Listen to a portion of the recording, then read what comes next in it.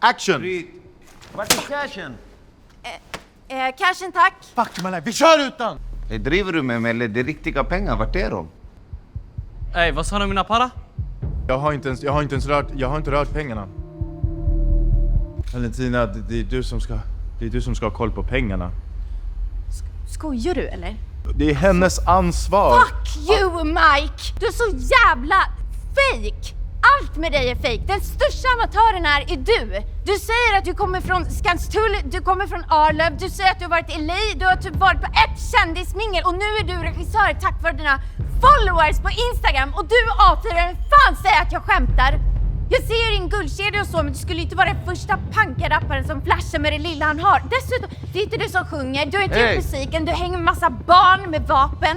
Vad gör du än? Tror jag rätt? Hallå, vad gör du för någonting mannen? Om jag var du, den sista jag skulle tänka på var henne. Gå och leta efter mina fucking pengar. Chilla bro, vi löser det här.